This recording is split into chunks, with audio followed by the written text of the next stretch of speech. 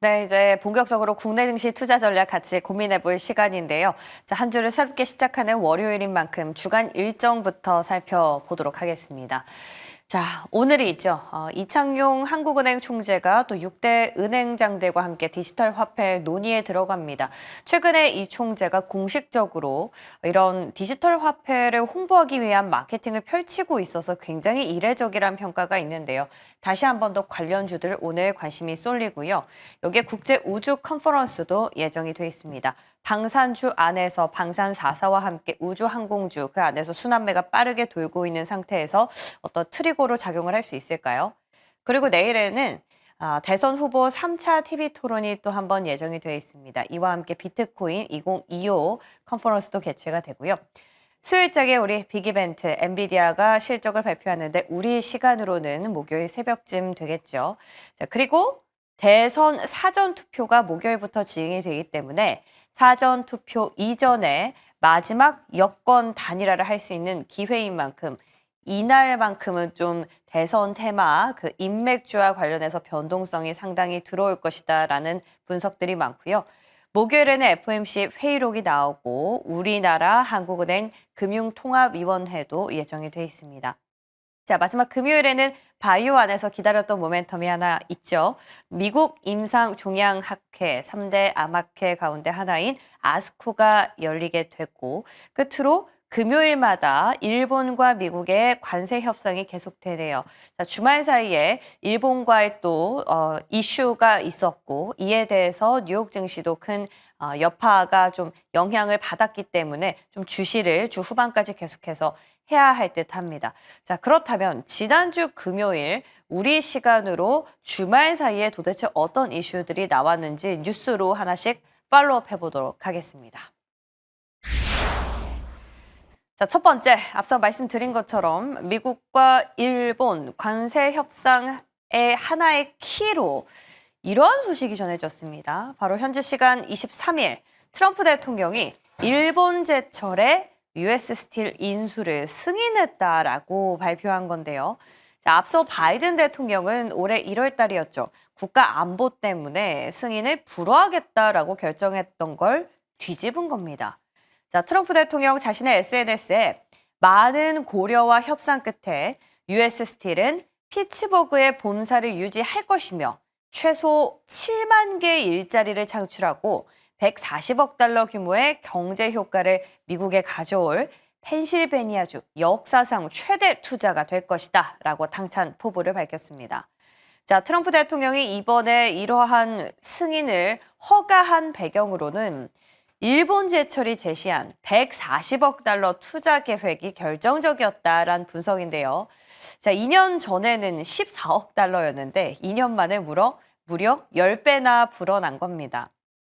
근데 이로 인해서 우리 철강업계는 미국 시장에서 경쟁력 악화가 예상되는데요. 자, 우리의 경우에는 25% 관세가 이미 부과되고 있는 상태죠. 그런데 일본 제철은 이제 관세 부담 없이 현지에서 생산 우위를 선점할 수 있게 됐기 때문입니다. 자, 오늘 우리 시장에서 철강주들 어떻게 투자 전략을 세워봐야 될지 같이 고민해 보겠습니다. 자, 첫 번째 기사 확인해 봤고요. 이제 두 번째 뉴스 확인해 보겠습니다. 또다시 트럼프 대통령입니다. 자, 트럼프 대통령 애플과 삼성전자 등 해외에서 생산되는 스마트폰에 최소 25% 관세를 부과하겠다라는 방침을 밝혔습니다. 자, 애플과 삼성 모두 다 스마트폰을 중국이나 베트남 등 미국 이외의 지역에서 생산하고 있기 때문에 만약에 이 관세가 또 현실화된다면 수익에 직격탄을 맞을 수밖에 없죠. 물론 트럼프 대통령 생산 시설을 미국으로 옮겨오면 관세가 없을 것이다 라고 밝혔지만 당장에 이전하기엔 현실적으로는 쉽지 않은 상황입니다. 자, 만약에 이 스마트폰 관세 현실화된다면 삼성전자는 이 관세를 반영해서 제품의 가격을 올리거나 아니면 관세 일부를 떠안거나 해야 하는데 제품 가격을 올리면 판매량이 감소할 거고 이를 떠안으면 수익성이 악화될 수밖에 없어서 어떤 선택을 하든 타격은 좀 불가피할 걸로 보입니다. 자, 하반기면 이제 스마트폰 시리즈가 출시될 예정인데 이 관세로 인해서 기대감보다는 우려가 더 커지고 있습니다. 자, 마지막 기사도 열어볼까요? 자, 오늘은 내리 악재가 많습니다. 9조 원 규모의 K2 전차의 폴란드 2차 수출 계약이 계속해서 차질을 빚고 있습니다. 자, 이제 5월을 넘어서서 상반기까지도 체결이 어려울 것이다라는 보수적인 관측까지 등장을 한 상황인데요. 자, 한 언론사의 단독 보도에 따르면 K2 전차 폴란드 2차 수출 계약이 미세한 부분에서 합의점을 도출하지 못하고 난관에 부딪히면서 5월 달에도 최종 계약은 물리적으로 어려운 상황으로 전해졌습니다. 자, 폴란드 측이 현지 생산 등과 관련해서 새로운 협상 조건을 요청하면서 현대 로템 경영진들이 현지에 날아가서 지금 2달째 줄다리기 협상을 펼치고는 있지만 이미 5월이 막바지에 다다른 상황이라서 빨라야 6월 후반쯤 계약이 성사될 것이다라는 전문인데요. 물론 폴란드 정부와 또 국영방산그룹, 현대로템 이렇게 3자 간의 체결이긴 하지만 우리도 새 정부가 들어서는 대선 국면을 감안해서 상반기를 넘겨서 계약이 체결될 가능성도 높은 걸로 전해졌습니다. 자, 이렇게 시기는 계속해서 늦춰지고 있지만 그래도 계약 규모는 60억 달러 후반대로 상향 조정된 걸로 알려지면서 그나마 다행이다라는 관측도 있는데요. 자, 시장에서는 시기는 늦춰지고 있지만 언젠가 계약을 할 것이다라는 인식이 팽배하기 때문에 오늘 이런 악재들을 어떻게 받아들일지 좀 궁금해집니다. 자, 지금부터 바로 점검해 보시죠.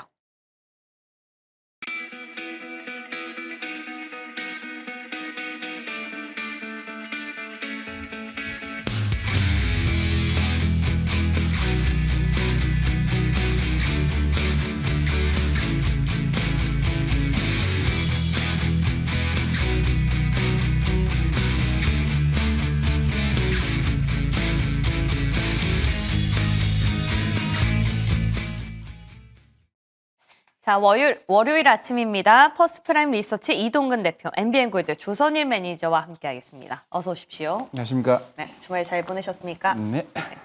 자, 저희 주말 사이에 상당히 핫한 이슈들이 많이 나와서요. 오늘부터는 저희가 새롭게 또 이렇게 뉴스들 나온 대로 빠르게 점검하면서 들어가 보겠습니다. 자, 먼저 첫 번째, 일본 이슈입니다. 일본과 관세 협상이 이루어질까, 어떤 카드가 나올까 상당히 궁금했는데 일본제철이 US 스틸을 인수하는 것을 승인했다라는 소식이 들려왔어요. 자, 뭐 전체적으로 이거 뉴스만 놓고 봤을 때 관세 협상의 어떤 흐름을 볼 수도 있을 것 같고 또는 조금 세부적으로 철강 업계는 어떤 영향을 미칠지 여러 생각이 드는데 일단 우리 이동근 대표님께서는 이 기사 어디에 좀 주목을 해봐야 된다고 생각하십니까? 사실 뭐 이제 일본제철이 어떻게 보면은 그 트럼프 대통령의 요구를 잘 들어줬다라는 말씀을 드릴 수가 있을 것 같아요. 가장 포인트는 역시 그 140억 달러 규모의 추가 투자라고 볼 수가 있을 것 같은데 사실은 이제 그 인수가가 149억 달러잖았거든요. 그러니까 어떻게 보면 인수가과 거의 맞먹는 규모의 추가 투자를 집행을 하겠다라는 부분이 이런 그 트럼프 대통령의 그런 그 니즈를 잘 그 어떻게 보면은 충족을 시킨 것이 아닌가라는 생각이 들고요. 결국 지금 그러니까 UST의, 그러니까 미국 철강업계의 목표는 그거예요.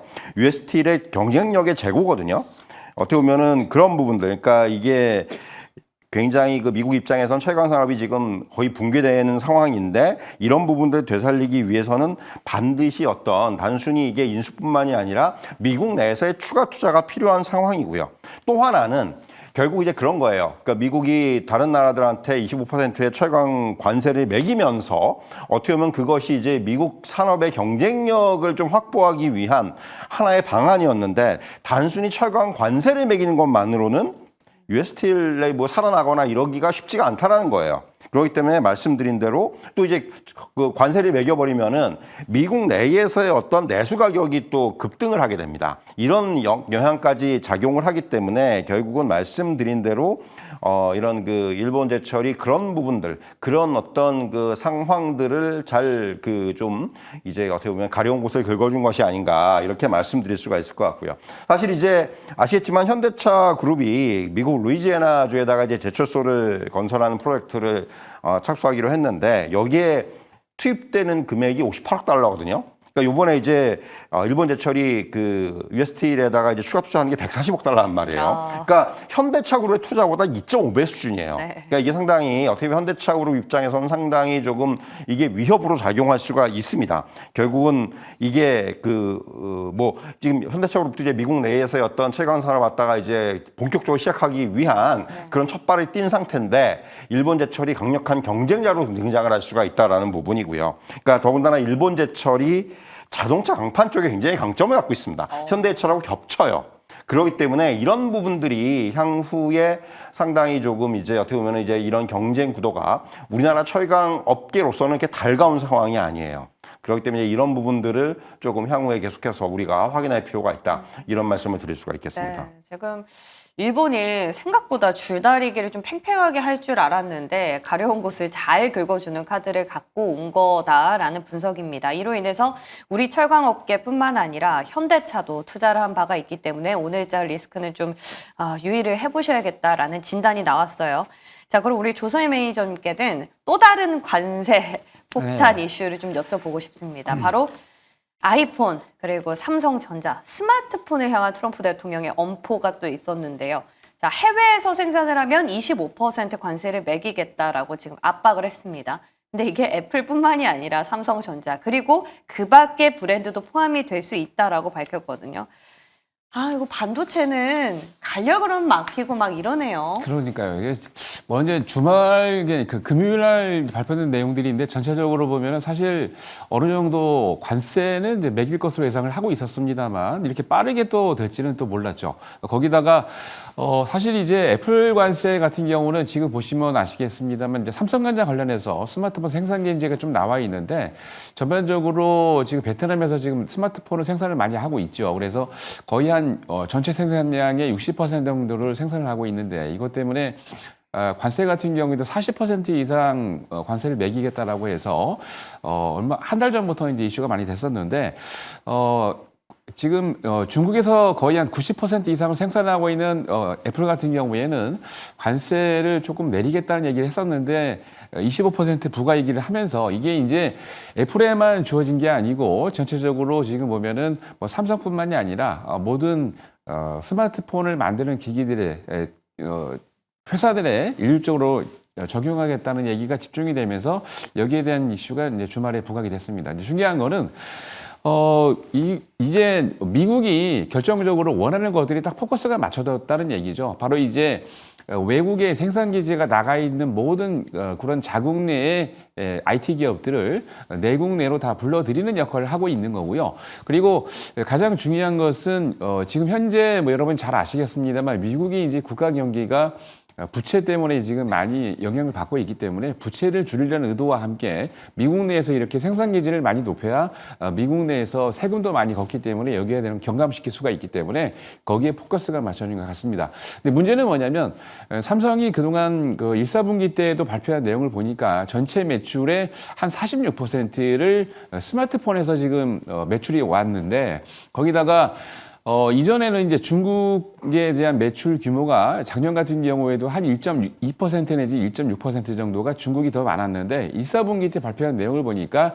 22.2%로 중국을 넘어서서 미국에서 매출이 더 많이 늘어났습니다. 근데 이러한 부분에서 지금 말씀드린 전체적인 맥락을 보면은 삼성 스마트폰의 매출이 늘어나면서 지금 미국에 의존도가 좀 높아지고 있는데 이렇게 된다면 조금 약간 리스키하지 않을까라는 생각이 들긴 한데 자꾸 지금 삼성이 HBM3나 4로 넘어가면서 지금 퀄 테스트가 나오는 거를 모든 투자자분들이 특히 여러분들이 지금 기다리고 계시는데 계속 이렇게 트럼프가 딴지를 걸어서 좀 안타까운 면이 없지 않아 있습니다. 근데 이게 뭐 말씀드린 것처럼 전체적인 내용을 보면은 자국 내로 끌어들이기 위한 생산기지를 끌어들이기 위한 트럼프 행정부의 정책이다 보니까 여기에 따라갈 수밖에 없는 것 같고 28일 날 삼성전자 같은 경우는 관세 정책 이슈로 대규모 또 이제 회의를 하려고 준비를 했었는데 지금 스마트폰 공장까지 지금 이슈가 덧붙여져서 내일 모레 28일이죠.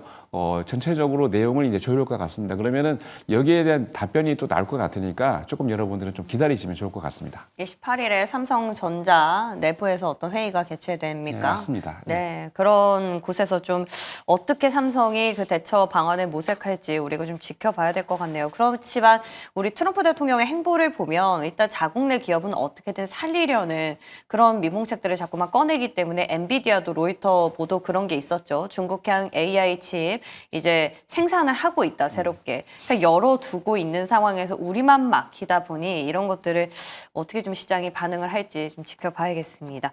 예, 그리고 이제 세 번째 또 뜨거운 뉴스는 바로 방산 안에서 있었죠.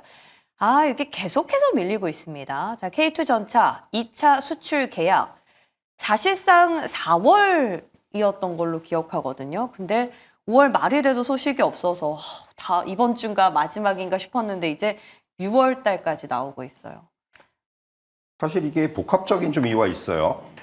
가장 먼저 좀 문제가 발생했던 부분들은 폴란드 내부의 문제였고요. 폴란드 내부의 문제는 폴란드의 정치적 상황입니다. 폴란드의 정권 교체기에서의 어떤 이런 부분들이 약간 이런 그 일정들을 전반적으로 지연시킨 측면이 있었고요. 네. 두 번째는 또 우리나라의 정치적 상황이었죠. 네. 그런 부분들이 또 한 번 영향을 줬던 부분이 있고, 여기에다가 이제 말씀하신 대로 이제 그 협상 과정에서의 문제. 그러니까 저는 이제 가장 큰 게 뭐냐면 지금 폴란드뿐만이 아니라 유럽 지역의 방산 수출에서 어떤 문제들이 계속 발생하고 있냐면은 조건 내세우는 것 중에 하나가 현지화예요. 그러니까 현지에다가 공장을 세우고 현지 기업들과의 협력을 하고 뭔가 이런 부분들에 대한 조항들을 계속해서 집어넣습니다. 이게 폴란드뿐만이 아니라 지금 EU 전체적으로 봤을 때, 왜냐하면 지금 EU가 이제 각자 그 EU의 방위력도 높이고 각 국가들의 방위력도 높이는 상황인데, 그러다 보니까 지나치게 외부의 의존도가 높아질 수가 있다라는 부분을 방지하기 위해서 그런 조항들을 사전에 삽입들을 합니다. 근데 이게 기존에 없던 것들이에요, 사실은. 그렇기 때문에 그런 과정에서의 지금 어떤 협상들을 조금 더 이제 딥하게 해야 되는 그런 상황이 발생을 한 거고요. 아마도 이제 그런 부분들이 지금 이런 그 어떻게 보면 계약의 딜레이, 지연에 조금 영향을 준 것이 아닌가라는 생각이 들어요. 그래서 저는 결국 시간의 문제라는 생각은 듭니다. 지금 아시겠지만 뭐 K2전차도 마찬가지고 우리나라의 어떤 지상 무기 체계라든가 이런 부분에 있어서의 어떤 경쟁력은 이제는 뭐 다른 나라들께 쉽게 뭐 따라올 수 있는 국가들이 많지가 않아요. 그러니까 그런 거죠. 예를 들면 뭐 미국이라든가 몇몇 나라들이 있지만은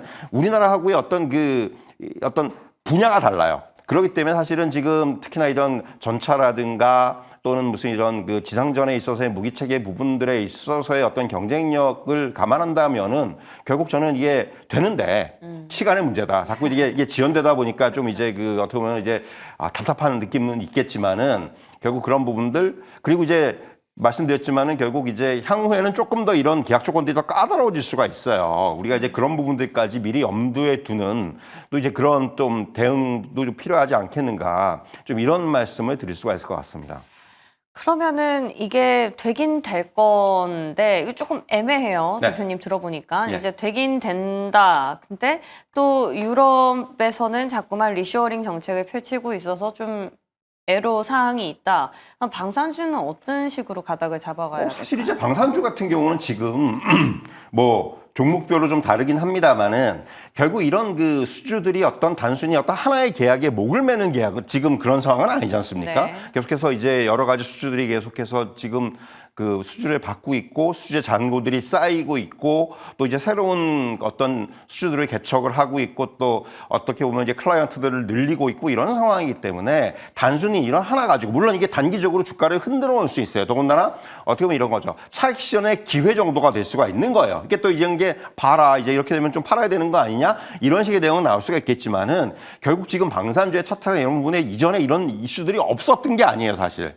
계속해서 이런 이슈들은 있었어요. 네. 그런데 이제 그럼에도 불구하고 그런 부분들을 결국은 다 넘어섰죠. 넘어서면서 주가가 올라온 상황이기 때문에 사실은 저는 뭐 이것이 어떤 단기적인 노이즈라든가 흔들림 정도의 가능성은 있을 것 같은데 그 이상으로 아마 뭐 이것이 좀 확대가 된다거나 그러기보다는 뭐 또 너무 이게 긍정적으로 보는 걸 수는 있겠습니다만은 또 이제 매수 기회를 주는 걸 수도 있어요. 이런 부분들이. 저는 그렇게 좀 시장을 대응할 필요가 있어요. 다만 한 가지 제가 이제 시장에서 조금 최근 시장에서 한 가지 좀 뭐랄까 이제 좀 우리가 경계해야 되는 부분은 네. 이제 기존에 어떤 많이 올랐던 것들에선 확실히 지금 차익 매물이 좀 나오는 추세예요, 최근에. 이게 방산뿐만이 아니라 다른 업종들도 마찬가지예요. 예. 근데 결국은 이 시장 주도 업종에서 나타나는 그런 거는 우리가 이전에도 많이 봐왔던 상황이기 때문에 결국 여기서 만약에 증시가 더 올라갈 수 있고 뭐 이제 어떤 상승으로의 방향 전환이 확실하게 된다면은 사실 이런 부분들은 계속해서 우리가 넘어서야 되는 그런 허들이다. 이렇게 좀 말씀드릴 수가 있을 것 같습니다. 그러니까 주가적인 측면에서 자리에 대한 부담이 분명히 있을 수밖에 없습니다만 그래도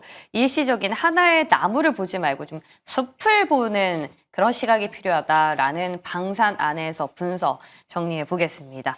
자, 이렇게 해서 저희가 새벽에 나온 핫한 이슈들 쭉 정리를 해봤고요. 이제 본격적으로 오늘 시장에서 어디에 반응이 올 것인지 두 분과 함께 섹터별로 찾아 나가 보겠습니다. 자, 오늘장 움직일 주도 섹터. 자, 두 분은 어떻게 보십니까? 한번 볼까요? 원전과 건설, 일단 비슷한 결에서 보이긴 합니다만, 일단 건설 쪽, 사실 원전의 확장판으로 그렇죠. 한 몇 주 전에 말씀해 주셨는데, 네네. 경기만 봤을 땐 좀 애매한데, 그죠? 그렇죠. 네. 건설부를 지금 보면 이제 일차적으로 내부 내에서, 그러니까 국내에서 지금 건설 섹터나 이제 글로벌 건설 섹터를 보면은 약간 좀 차등이 있습니다. 국내 같은 경우는 금년에 이제 전반적으로 얼마 전에 한국건설산업연구원이 전망했던 내용들을 보면은 국내 건설업 경기는 그렇게 좋지는 않습니다. 근데 작년보다는 약간 회복세를 보이고 있긴 합니다만 한 2.2% 정도 작년 대비 성장할 것으로 예상을 하고 있는데 그게 전체 금액이 한 201조 4천억 정도 되고 있습니다. 건설주 같은 경우에도 단기적으로 반등이 나온 이유가 이제 이런 것도 있긴 합니다만 얼마 전에 이제 5월 19일 날 그 건설 시장 동향을 발표한 내용을 보니까 작년 3월보다는 조금 좋아지긴 했어요. 전체적으로 봤을 때. 근데 전월 대비, 그러니까 2월 달 대비 한 13.7% 늘었고 전년 동월 대비는 한 2.9% 성장했긴 했는데 전체적으로 봤을 때는 민간 수주는 좀 줄어들고 있고 공공 부분은 약간 좀 늘어나고 있긴 합니다. 근데 말씀드린 대로 국내 경기 상황이 너무 안 좋다 보니까 민간 수요가 점점 줄어들고 있다는 게 참 안타까운 일이긴 합니다. 근데 앵커께서도 지금 말씀하셨는데 우리가 지금 포커스로 맞춰줘야 될 게 사실 글로벌적으로 진행되고 있는 여러 프로젝트를 보면 여러분들이 건설 상황이 어떻게 진행될 것이라는 걸 알 수가 있을 겁니다. 특히 우리나라를 대표하는 기업들, 예를 들어서 현대건설, 그다음에 삼성 E&A, 삼성물산, 그다음에 대림 EC 같은 경우는 건설, 그러니까 민간 건설뿐만이 아니라 전체적으로 플랜트 산업에도 중점을 두고 있습니다. 예를 들어서 현대건설 같은 경우에는 뭐 여러분들 그 원전이 있죠. 예전에 UAE의 바라카 원전을 기본적으로 건설했기 때문에 여기에 대한 레퍼런스를 가지고 기본적으로 이제 웨스팅하우스와 그리고 이제 얼마 전에 미국 홀텍과 함께 SMR 사업도 진행을 했는데 홀텍 같은 경우는 얼마 전에 미국의 에너지 사업의 3.5세대를 프로젝트를 경수로 기반 SMR에 지원했기 때문에 그거를 현대건설과 같이 지금 지원한 상태이고요.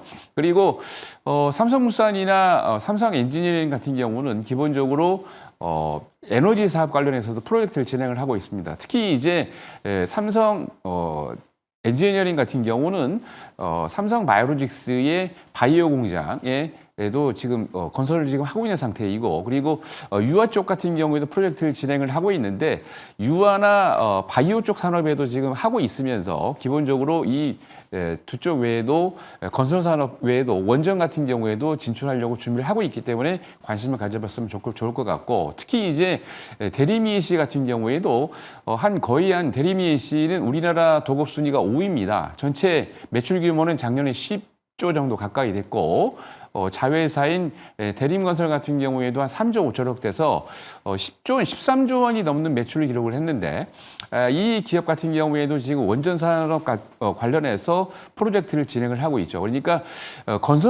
우리나라의 내수 경기로 봐서 건설 산업을 봤을 때는 위축이 되고 있는 상황은 맞습니다만 전반적으로 우리나라를 대표하는 건설 기업들은 말씀드린 것처럼 국내 외에도 국외 글로벌에서 지금 원전 원전 관련 사업뿐만이 아니라 유틸리티 관련 사업에서 계속 지금 지출하고 있다 보니까 매출 규모가 상당히 늘고 있습니다. 삼성물산 같은 경우에도 지금 사우디아라비아의 프로젝트부터 시작을 해가지고 많은 지금 건설 프로젝트, 원전 프로젝트 진행을 하고 있는데 그렇게 된다면 건설이 많은 분들이 특히 이제 리포트 같은 경우에 나온 거를 보면은 애널리스트 분들이 3월달, 4월달 PF 문제 또는 국내 건설 경기가 문제가 있다라고 해서 많이 불확실성이나 악재라고 해서 제기를 했었는데 저는 오히려 이게 호재라고 봅니다. 왜냐하면 글로벌적으로 나가서 원전이나 다른 유틸리티 산업에 진출하다 보면은 매출 규모가 더 는다라고 생각하고 있기 때문에 이런 기업들에 여러분들 관심을 가지신다면 오히려 더 기회이지 않을까 생각이 듭니다. 그러니까 결국에 건설이 좋은 이유는 원전이라는 핵심이 있기 때문이니까 굳이 건설과 원전의 매력도를 따진다면 원전에 한 표를 주시겠죠. 그렇죠. 특히 이제 예. 지난주 23일 날 또 원전 관련해서 또 결재가 났기 때문에 네. 행정명령이 그렇게 된다면 호재로 더 보일 수가 있습니다. 자, 우리 이동근 대표님은 원전 어떻게 보십니까? 사실 이제 말씀하셨지만은 결국은 미국 내에서의 어떤 원자력 발전소 건설의 가속화라든가 이런 부분들은 분명히 호재라고 말씀드릴 수가 있을 것 같아요. 사실 아시겠지만은 한 80년대 정도까지만 하더라도 미국이 그 원자력 발전에서 세계에 따라올 나라가 없을 정도의 가장 최강국이었는데 그 이제 연세가 좀 드신 투자자들께서는 아마 아실 거예요. 그 3마일 그 원전 발전소 사고가 나면서부터 되게 이런 얘기하니까 되게 옛날 사람 같은데 어쨌든 간에 거기서부터 이제 미국이 원전에 대해서 굉장히 좀 이제 그 원전을 멀리하는 정책을 갔어요. 그때부터 좀 빨리 갔던 건데 그러다 보니까 사실은 원자력 산업이 사실 미국 내에서 굉장히 조금 이제 그 천대받는 산업이 됐었고 미국 내에서 경쟁력을 좀 이제 상실하는 상황이 됐었는데 그다음에 이제 글로벌 경쟁력 그러니까 그런 거에 좀 트럼프 대통령이 못마땅한 거는 중국이나 소련 같은 나라들은 지금 원자력 기술에서 세계 최강을 다투는데 우리는 왜 이러냐라는 거에서 출발한 거고 그러니까 결국 그런 거죠. 원자력 에너지 분야에서 미국이 우위를 되찾고 뭔가 이제 더군다나 이제 전력 수요가 급증을 하고 있는데 여기에다 이제 적극적으로 대응하기 위해서는 원자력 발전소 필요하다. 10기 짓겠다. 2030년까지 대형 원자로. 이런 얘기거든요. 그리고 이제 지금 원전 어떤 인허가 심사 기간도 대폭 단축을 하겠다. 이게 그러니까 미국 결국 규제에 대한 부분들이 요새 굉장히 강하게 나오고 있기 때문에 그리고 여러 가지 얘기들을 지금 하고 있는데 그런 거죠. 그러니까 대형 원자력 발전소에 대한 어떤 그 투자도 많이 하겠지만은 결국 또 이제 주목하는 부분은 SMR입니다. 그래서 사실은 이제 두 가지, 그러니까 양쪽, 그러니까 투트랙의 전략으로 가겠다라는 얘기고, 그러니까 우리나라 기업들한테는 사실 굉장히 호재로 작용할 수가 있어요. 근데 이제 여러분들께서 좀 염두에 두셔야 되는 부분들은 지금 특히 그 미국 내 여러 업체들이 지금 주가가 많이 오르고 있습니다. 오클로라든가 테라파워라든가 뉴스케일 파워 같은 종목들이 많이 오르는데 사실 뉴스케일 같은 경우는 지금 프로젝트들이 조금 부딪혀 있어요. 그러니까 지금 프로젝트들이가 지금 제대로 진행이 안 되는 부분들이 있고 오클로 같은 경우도 과거에 이런 뭔가 어떤 안전상의 문제라든가 이런 부분 때 인허가가 좀 막혀 있는 부분이 있었고 그러니까 지금 미국 내 사실은 원자력 쪽에서는 가장 좋은 쪽은 웨스팅하우스예요. 웨스팅하우스 일렉트릭 같은 경우는 지금 아시겠지만 거의 세계적 표준이 되다시피 한 AP1000 원자로를 계속해서 지금 각 나라들만 늘리고 그러니까 우리나라하고의 분쟁이 있었던 부분도 사실 그거예요. 왜 우리가 지금 세계 표준이 되고 있는데 너네가 왜 여기에 지금 밥숟가락을 들이밀려고 하느냐라는 게 사실 시작이었던 거거든요. 우리나라 그 분쟁부터. 그렇죠. 그러니까 텃세죠, 약간의. 근데 그만큼 이제 지금 유럽이라든가 이런 지역에서 워낙 확고한 기반을 다지고 있기 때문에 이런 상황들이 발생을 하는 거고 근데 결국 그런 것들이 이제 미국 내로 끌어들이겠다는 얘기예요. 그래서 사실은 앞으로 이제 SMR 같은 경우는 지금 물론 이제 시작 단계이기 때문에 사실은 우리나라 기업들도 여기에 이제 주목을 많이 하고 있습니다만은 기존에 어떻게 보면은 이런 원전의 어떤 어떤 건설의 증가라든가 이런 부분들 앞에서 이제 매니저님 말씀하셨지만 이런 거는 이제 건설 업종하고 그냥 같이 가야 되는 부분이기 때문에 사실은 지금 원전주도 저도 굉장히 중요하지만은 사실은 건설주 같은 경우도 중요해 보이고요. 그래서 이제 그런 얘기들을 많이 하시더라고요. 사실은 이제 시장의 중심이 우리나라 같은 경우도 그동안 조선 방산 이런 쪽이었다면은 이제 다음 대장주는 원전주 아니냐. 예. 이제 시작이라. 그러니까 저는 사실 이렇게 주가 많이 올랐는데 이제 시작이라고 하는 시각이 분명히 있습니다. 근데 어쨌든 간에 이제 시작이라는 그런 또 최근에 그런 얘기들을 많이 하시기 때문에 사실 원전주에 대한 관심은 계속해서 좀 이어갈 필요가 있다. 그리고 또 우리나라 정책을 보더라도 지금 나오고 있습니다만은 어떤 그 에너지 믹스라는 부분. 그러니까 원전을 갖다가 이제 버릴 수가 없다라는 거예요. 예. 뭐 어떤 그렇기 때문에 그런 부분들까지도 우리가 염두에 둘 필요가 있다. 이렇게 말씀드리겠습니다. 네, 결국에 원전과 건설은 뗄래야 뗄 수 없는 콤비로 하반기의 주도를 이끌어갈 것이다라는 분석입니다. 아직 늦지 않았다라는 얘기네요. 예, 좋습니다. 자, 건설과 원전 체크해봤고요. 자, 이어서 또 두 곳 같이 점검해 보겠습니다. 무엇인고 하니 정책과 엔터입니다. 자, 우리가 엔터는요, 사실상 뭐 엔터도 그렇지만 화장품도 그렇고 여러모로 좀 오랜만에 디어유 막 6% 이렇게 올랐더라고요. 그래서 궁금했어요. 그렇죠. 네. 전반적으로 보면 엔터 산업들이 매출이 좀 많이 늘고 있습니다. 예. 특히 이제 디지털 콘텐츠 관련해서 사실 여러분은 아시겠습니다만 많은 그 우리 엔터 기업들이 디지털 콘텐츠에 많은 관심을 갖고 있고 특히 이제 AI 기술이 발전하면서 AI 기술과 접목이 되면서 엔터 그룹들이 여기에 대한 매출을 많이 투자도 많이 늘고 있고 매출도 늘고 있는데 거기다가 OTT 시장이 또 성장을 하면서 보통 이제 걸그룹 보이그룹 외에도 엔터를 또 컨텐츠를 만드는 기업들이 많이 있는데 그 기업들은 뭐 여러분 잘 아시는 대표적인 OTT 기업 뭐 넷플릭스 같은 경우에도 많이 이제 컨텐츠를 만들어서 수출을 하고 있는데 이에 대한 정부가 오래전부터 지원 확대를 하면서 OTT 시장도 AI와 결합을 해서 많이 늘고 있습니다. 특히 이제 보이그룹, 걸그룹을 보유하고 있는 우리 엔터 그룹들 같은 경우는 특히 이제 금년이 특히 2분기부터가 아주 중요한데 왜냐하면 2010년대부터 계속 꾸준히 성장했던 보이그룹, 걸그룹들이 이제 세대 교체가 또 예고돼 있고 2020년대부터 이제 약간씩 세대 교체가 되고 있다가 특히 금년 같은 경우는 2020년도로 넘어오면서 금년 같은 경우는 세대 교체가 확실하게 일어나는 해로 보고 있고 특히 2분기 같은 경우는 그동안에 이제 뭐 새로운 음반 판매가 별로 없었는데 2분기부터 보이그룹 걸그룹들 또는 이 셀럽들의 새로운 앨범이 출시가 되면서 계속해서 앨범이 늘고 있는 상태이고 거기다가 전체적인 분위기를 보면은 이로 인해서 공연 수익까지 늘고 있는 상태이기 때문에 매출과 영업이익이 굉장히 늘어나고 있는 것 같습니다. 특히 가장 주목할 거는 중국의 이제 한한령 해제인데 2016년 사드 사태로 인해서 우리나라에 한한령을 지금 해서 계속해서 문제가 됐었는데 얼마 전이죠. 2023년 8월에는 이 금한령이 해제가 됐고 사실 한한령 같은 경우는 중국 정부에서 한 게 아니고 이제 비공식적 채널로 했기 때문에 이것도 급하게 빠르게 또 한한령을 해제할 가능성이 높기 때문에 하반기부터 이에 대한 수혜를 받는 게 바로 엔터 쪽입니다. 그래서 엔터 쪽 관심을 가진다면 하반기 때에도 수익이 좋지 않을까라고 생각이 듭니다. 엔터는 조금 길게 본다라는 분석이 나왔습니다. 자, 저희가 이 얘기를 나누던 중에 속보가 두 가지 들어왔어요. 먼저 트럼프 대통령, 러시아에 대한 추가 제재를 확실하게 고려 중이다. 다시 말해서 휴전, 종전 들어가지 않으면 우리는 압박을 할 것이다라는 얘기로 들리고요. 이어서 또 유럽연합과 관련해서 50% 관세 폭탄을 6월 1일자로 강행을 하겠다라고 주발사에 밝혔던 트럼프 대통령이었는데 갑자기 7월 9일로 한 달 조금 넘게 연기를 하겠다라고 발표를 했습니다. 저희가 자세한 내용이 들어오는 대로 다시 한 번 더 말씀을 드릴 테지만 어쨌건 우리 개장을 앞두고 조금 그래도 희소식이 전해진 건 아닌가라는 생각이 드네요.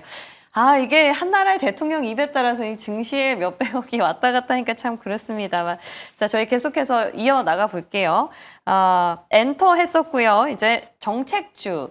마침 내일 또 TV 토론이 예정돼 있어서 이 부분도 좀 궁금합니다. 사실 한마디로 말씀드려서 이제는 뭐 한 열흘도 안 남았는데 공약 관련주들로 계속해서 이제 시장의 어떤 그 중심이 조금씩 이제 집중이 되는 것 같아요. 뭐 대표적인 것들이 이제 자본시장 활성화 관련해서 뭐 배당소득이라든가 이런 얘기들 최근에 많이 나오지 않습니까? 네. 이런 부분들에서 뭐 증권주라든가 고배당주, 뭐 저PBR주, 지주회사 이런 것들 최근에 주목 많이 받습니다. 예. 그리고 이제 내수 활성화라든가 또 이제 어떤 공급 확대, 그러니까 건설주가 이제 여기 대표적으로 꼽을 수 있는 부분이고 내수 유통주들. 그리고 이제 또 재생에너지는 뭐 계속해서 지금 얘기가 나오고 있는데 이거는 이제 호재와 악재가 좀 겹치고 있어요. 미국 쪽에서는 악재가 나오고 있고 맞아요. 우리나라에서는 호재가 나오기 예. 때문에 이건 사실 좀 엇갈리는데 그래서 사실은 뭐 결국은 제가 앞에서 말씀드렸지만 사실 에너지 믹스라는 부분 때문에라도 어떻게 보면은 재생에너지하고 이제 원전주를 같이 봐야 되는 이제 그러한 어떤 국면이 된 것이 아닌가라는 생각이 들고요. 중요한 부분들은 결국 좀 이런 그 어떤 정책 관련주들은 이제 지금 공약들을 내세우고 발표들을 막 하고 이제 언급들을 막 하고 있는 상황인데 결국 이제 대선 이후에 그렇다면은 이런 것들이 어떻게 구체화되느냐가 중요해요. 그냥 여기서 이제 단순히 어떤 공약으로 끝나는 것이 아니고 이런 것들이 정말 이제 현실화되고 정말 이제 어떻게 보면은 이제 실행이 되면서 이런 것들이 정말 주가로 연결이 될 수가 있는 부분이기 때문에 뭐 우리가 이제 이전 사례에서도 볼 수 있지만 공약으로 끝나면 사실 그 테마로 끝나버려요. 네. 그런데 이제 그런 것들이 얼마나 정책으로 연결될 수 있을지 이 부분이 결국은 가장 중요한 관전 포인트다. 이렇게 말씀드릴 수가 있겠습니다. 야, 진짜 벌써 이제 대선이 일주일밖에 안 남았네요. 딱 일주일 남았습니다. 어떻게 이 국면이 흘러갈지 어떤 변동성이 있을지 좀 지켜봐야겠습니다. 자, 그럼 이제 마무리하는 차원에서 오늘 우리 시장 어디에 좀 맥점을 두고 투자를 하면 좋을지 두 분의 키워드 만나볼게요. 외부 변수, 영향력, 그리고 아스코에 집중하자. 예. 자, 아스코. 이렇게 얘기를 해주셨는데요. 저희가 시간 관계상 종목으로 바로 들어가서 힌트 얻어보겠습니다. GS건설과 리가캠 바이오. 예. 자, 우리 이동근 대표님. 네. 어떤 변수 말씀하시는 사실 뭐 건지. 변수라는 거는 말씀하신 대로 지금 트럼프 대통령의 발언도 볼 수 있듯이 예. 다시 이제 뭔가 이제 외부의 어떤 이런 발언들이라는 것 때문에 시장이 영향을 받는 국면이에요. 이게 감세안 때문에 지난주에 이제 영향을 받았다면은 또 이제 관세가 새로 불거지면서 또 영향을 받고 있고 이런 부분들은 어쨌든 간에 좋으나 싫으나 우리 증시에도 영향을 줄 수밖에 없어 보이고요. 그런데 그렇다면 이제 우리 증시 내에서 어떤 쪽이 그래도 좋으냐? 움직일 수 있느냐에 저는 조금 더 포커스를 맞출 필요가 있을 것 같고요. 네. 앞서 이제 매니저님이 건설업종 얘기해 주셨지만은 사실 건설주는 이제 이번 이제 대선 국면 대선 이후에도 계속해서 어떤 부양책이라든가 이런 부분 그리고 무엇보다도 저는 이 건설주들이 악재 요인들이 거의 다 이제 어느 정도 반영이 된 상황이다. 특히 GS건설 같은 경우는 제가 왜 오늘 종목을 꼽았냐면은 현대건설이나 DLNC 같은 우리가 얘기하는 같이 비교할 수 있는 종목들 중에서 지금 가장 못 올랐어요. 현대건설 DLNC는 2배 이상 올랐지 않습니까? 그런데 GS건설이 지금 오른 것 같은데 네. 이제 바닥에서 30%도 못 올랐습니다. 어. 그렇기 때문에 그런 부분들. 그러니까 뭔가 지금 자회사의 비용 반영이라든가 실적이 조금 이제 미스가 났다는 부분이나 이런 부분들이 상반기까지 어느 정도 마무리가 된다면은 하반기부터는 확고하게 실적이 이제 그 성장할 것으로 전망이 되고 있는 부분이고요. 그리고 무엇보다도 뭐 업계에서 가장 그 탑 브랜드인 자이를 가지고 있다라는 부분, 향후에 어떤 이 주택 부분에서의 긍정적인 어떤 그런 기대감까지 우리가 반영을 할 수가 있기 때문에 저는 오늘 GS건설에 대해서 좀 이제 긍정적으로 말씀드리도록 하겠습니다. 예, 오늘자 공약주로 건설주가 나올지는 몰랐네요. GS건설 지켜보겠습니다. 자, 그리고 우리 매니저님은 리가캠 바이오. 어쩐 일로 티슈진이 아니고 리가캠. 티슈진 말씀 많이 드렸고요. 예. 리가캠은 이제 몇 번 말씀드렸죠. 네. 30일부터 6월 3일까지 이제 아스코가 진행이 되는데 중요한 것은 아스코에서 이제 다이치 산교의 허투 관련해 갖고 이제 관련해서 ADC 임상 3상이 지금 진행되고 있는데 4월 21일 날 발표한 내용을 보면은 중간 결과가 상당히 좋다고 그럽니다. 근데 리가캠 바이오가 LCB14를 지금 진행을 하고 있는데 핵심 물질로 지금 부각되고 있는 이유가 허투 바이러스가 원래 이제 유방암이라든지 위암에 한 10 내지 30%의 관여를 하고 있는 그런 핵심 인자인데 여기에 만약에 이제 이게 위암이나 또는 유방암이 걸리면은 거기에 많이 이제 발견이 된다고 그러죠. 근데 이거를 표적으로 해서 리가캠이 지금 만들고 있는 HB14가 타겟팅해서 이제 그거를 확실하게 잡을 수 있는 ADC 또 관련 물질이다 보니까 여기에 대한 핵심 이슈로 또 부각이 될 것 같습니다. 그렇게 된다면 리가캠 바이오가 지금 약간 조정을 하고 있는 상태인데 박스권을 횡보하면서 조정하고 있는 상태인데 다시 한번 부각이 되면서 강하게 움직이지 않을까라고 생각이 듭니다. 리가캠 바이오 관심 있게 지켜보시기 바랍니다. 네, 좋습니다. 두 분의 오늘장 키워드와 함께 공약주까지 말씀드렸으니까 시장 중심 잘 잡아보시기 바랄게요. 오늘도 도움 말씀 고맙습니다.